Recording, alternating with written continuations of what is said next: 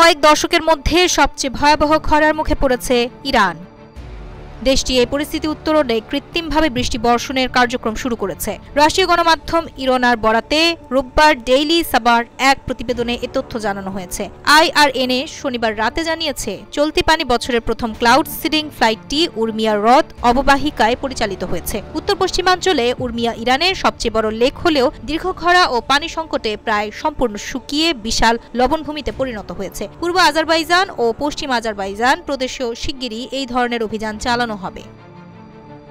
বিমান থেকে মেঘের মধ্যে সিলভার আয়োডাইড, লবণ বা অন্যান্য কণা ছড়িয়ে বৃষ্টিপাত ঘটানোর প্রযুক্তিকেই ক্লাউড সিডিং বলা হয়। ইরান গত বছর জানিয়েছিল এ প্রযুক্তি তারা নিজস্বভাবে উন্নয়ন করেছে। শনিবার ইরনা জানিয়েছে, ইলাম, কেরমান সহ কুর্দিস্তান, লোরেস্তান সহ পশ্চিমাঞ্চলের কয়েকটি প্রদেশে বৃষ্টি হয়েছে। উত্তর পশ্চিমের পশ্চিম আজারবাইজানেও বৃষ্টিপাত দেখা গেছে। দেশটির আবহাওয়া সংস্থার তথ্য অনুযায়ী এবছর দীর্ঘমেয়াদী গড়ের তুলনায় বৃষ্টিপাত কমেছে প্রায় 89%। এটি ইরানের সাম্প্রতিক ইতিহাসে সবচেয়ে শুষ্ক শরৎ মৌসুম। রাষ্ট্রীয় টেলিভিশনে প্রথমবারের মতো তেহরান সংলগ্ন আল-বোর্জ পর্বতমালার তোচাল পাহাড়ে মৌসুমের প্রথম তুষারপাতের দৃশ্য দেখানো হয়েছে। ইরান মূলত শুষ্ক জলবায়ুর দেশ এবং বহু বছর ধরেই সেখানে তীব্র খরা ও তাপপ্রবাহ দেখা যাচ্ছে। জলবায়ু পরিবর্তনের কারণে অঞ্চলের পরিস্থিতি আরও খারাপ হয়েছে। স্থানীয় কর্মকর্তাদের মতে, তেহরানে এবছর গত এক শতাব্দীর মধ্যে সবচেয়ে কম বৃষ্টিপাত রেকর্ড করা হয়েছে। আর দেশের অর্ধেক প্রদেশে মাসের পর মাস এক ফোঁটা বৃষ্টিও পড়েনি।